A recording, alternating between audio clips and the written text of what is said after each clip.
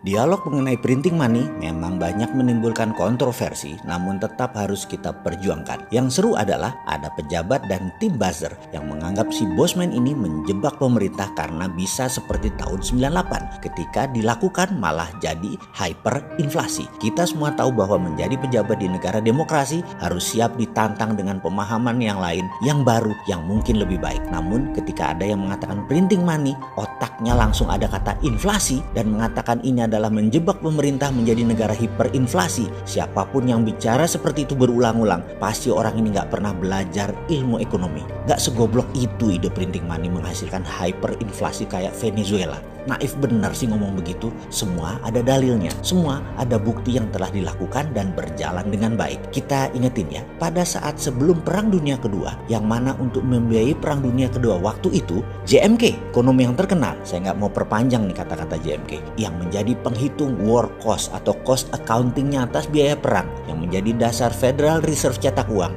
di mana dia sebelumnya juga mendapat pekerjaan yaitu menghitung Project Relief Amerika dari Great Depression. JMK menghitung pembangunan Amerika berbasis infrastruktur statis jalan bebas hambatan dari tahun 1933 ke 1936. Dalam pemerintahan FDR, Franklin Roosevelt. Dengan formasi criss-cross Amerika, ada 11 dari timur barat, ada 13 dari utara selatan dengan ribuan anak jalanan. Juga berbarengan infrastruktur dinamis juga diberikan dana untuk membangun industri permesinan yaitu kendaraan bermotor, membangun instalasi listrik, dan segala kebutuhan rumah tangga. Dana tersebut dari mana? Cetak uang berbasis proyek yang bernama New Deal. Program ini memiliki moto 3R. Relief, Recovery, dan Reform. Fokus program ini diadakan untuk mengatasi pengangguran dan kemiskinan, kemudian pemulihan ekonomi ke level wajar, serta mengatur ulang sistem ekonomi agar depresi tidak kembali terulang. Dua peristiwa tadi, New Deal FDR untuk Amerika keluar dari depresi dan memenangkan Perang Dunia Kedua adalah strategi printing money. Oke, sekarang kita ke Amerika. Bosen deh lu bolak-balik ke Amerika. Tapi yang namanya belajar, ya nggak apa-apa juga. Tidak ada keunggulan di dunia ini. Yang ada hanya pengulangan, alias kalau mau unggul maka ulangi. Semua sahabat tahu saya mendukung Bernie Sanders yang ternyata digusur oleh oligarki Partai Demokrat yang pemikirannya tua. Bernie digeser untuk memuluskan Joe Biden. Padahal Joe Biden pendosa yang gampang nanti dikalahkan Trump. Namun namanya juga oligarki kekuasaan. Kalau Bernie menang, kita semua tahu Bernie punya Green New Deal, di mana asisten kampanyenya ahli keuangan Stephanie Kelton jadi JMK-nya FDR New Deal versi sekarang. Bernie kalau jadi presiden Amerika, maka dia akan punya musuh bukan China, bukan dunia Islam, bukan Timur Tengah, tapi dia memutuskan musuh utamanya adalah masalah lingkungan hidup. Dia anti fossil oil, dia anti nuklir uranium, dia anti batu bara dan sangat mendukung perbaikan alam. Dia mendukung baterai dan energi terbarukan. Dia akan perang dan akan printing money per tahun 3.000 billion atau 3 triliun dolar untuk perang memperbaiki lingkungan hidup. Ini seru kalau Bernie menang, tapi dunia farmasinya Partai Demokrat, dunia militeri kompleknya Republikan bubrah. Bernie hanya perang di dua front. Satu, lingkungan hidup. Dua, komunis. Komunis itu musuh abadi demokrasi dan lingkungan hidup musuh perusahaan minyak, gas, batu bara, dan nuklir uranium dan hal-hal yang mengurangi oksigen karena penebangan pohon dan lain sebagainya. Ini beda dengan Trump. Ini beda dengan agenda Partai Demokratnya Biden, Obama, dan Clinton. Singkat cerita, Bernie disingkirkan. Kini terkadang timbul kekosletan otak si Sontoloyo ini. Selain konsep MMT di dalam membangun Indonesia yang tidak bisa diterima oleh para menteri yang pro IMF juga pro obor, maka mungkin baru bisa dijalankan setelah mereka tidak menjabat. Walau saya menyayangkan ketidakberanian mereka saat ini, mengingat mereka masih 4 tahun lagi berkuasa. Jadi buang-buang waktu untuk Indonesia jadi negara terbesar di dunia. Atau mungkin mereka memang tidak mau dicatat sejarah sebagai pejuang kedaulatan Indonesia berikutnya. Mereka maunya dicatat sebagai orang yang manut dengan IMF dan obor Tiongkok. Ya nggak apa-apa juga, namanya juga pilihan hidup, silahkan dilanjut. Jadi ada baiknya kita ambil itu program Green New Deal ala Indonesia. Kita akan printing money untuk membangun ala New Deal Amerika di tahun 33 dan 36, seperti Tiongkok tahun 1989 sampai 2009, ditambah kita adopsi Green New Deal Stephanie Kelton konsepnya. MMT adalah SWF, printing money, TINA, dan tiara. Sekarang kita tambah Green MMT. Kita perang dengan perusak alam. Kita akan pimpin dunia untuk lingkungan hidup atau pro-life strategi. Ini pasti ditentang globalis cabal yang anti-life, tidak pro-life. Cabalis mendukung nuklir uranium, fosil oil, batu bara, dan merusak lingkungan lainnya termasuk perang bedil-bedilan. Mereka dukung itu. Indonesia harus ambil kendali. Saya ragu yang sekarang punya biji, tapi biarlah mereka mengerjakan apa yang mereka tahu dan apa yang mereka mau. Kita kerjakan apa yang bisa kita kerjakan untuk membuktikan konsep kita ini berjalan dengan baik. Jadi kembali ke printing money. Masih bilang inflasi, tak tutup endasmu.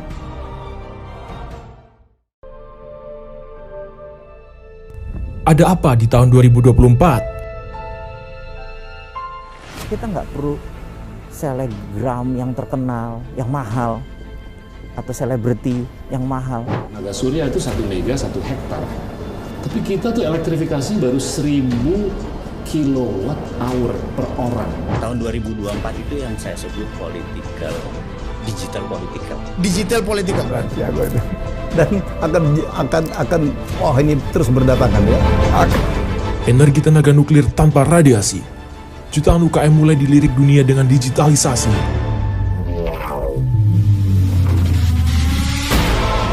Wisata jadi primadona dan bangun wisata virtual 3D berbasis metaversion. Kegilaan apa lagi yang akan hadir di tahun 2024 oleh 4 orang hebat ini?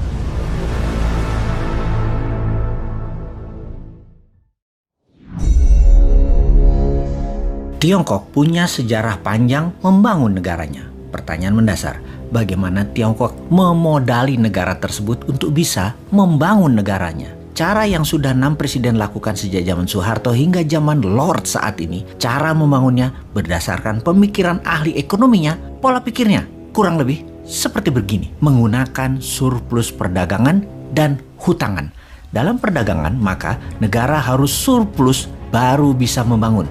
Surplus alias lebih banyak ekspor dari impor. Inilah yang disebut surplus perdagangan. Kalau perdagangannya tidak surplus, maka membangunnya pakai foreign direct investment, pakai uang negara lain, pakai teknologi, bahan, dan tenaga kerja negara lain. Pertanyaan sekarang, kalau neraca perdagangannya surplus, uang yang pegang itu pihak swasta atau pihak pemerintah? Ya benar, pihak swasta yang berdagang yang pegang. Tapi apakah masyarakat tahu bahwa kalau surplus keuangan yang surplus adalah pihak swastanya? Jawabannya, masyarakat banyak yang tidak tahu dan tidak akan dibikin pinter alias tidak akan dibikin tahu. Uang surplus tadi ternyata hanya ada di catatan di uang beredar di negara. Ingat ya, sekali lagi, yang surplus itu pedagangnya, swastanya, rakyatnya. Yang berdaulat atas uang tersebut ya pengusahanya. Lalu untuk membangun itu sungguh ada 2 hal. Pihak swasta yang membangun dan juga pihak negara atau pemerintah yang membangun. Fungsi suatu pemerintahan negara sesungguhnya adalah mempermudah swasta berkarya. Swasta itu rakyat.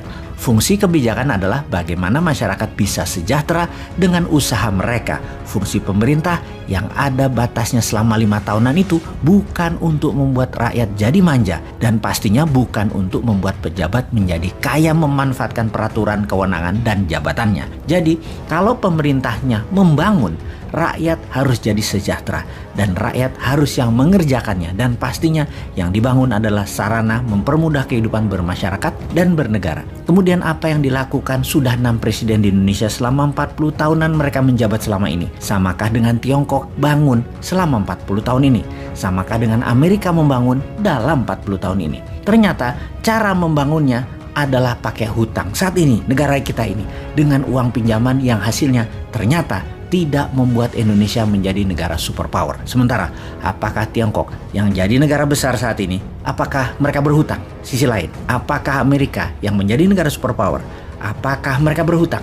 Amerika pakai printing money di dalam membangun. Tiongkok juga pakai printing money di dalam membangun. Namun, di dalam berdagang, Amerika dan Tiongkok baru pakai hutangan. Jadi, kalau sebuah negara berhutang dan selalu berhutang, sesungguhnya pemerintahnya sedang berdagang, bukan membangun dan memajukan ekonomi serta membangun martabat negara.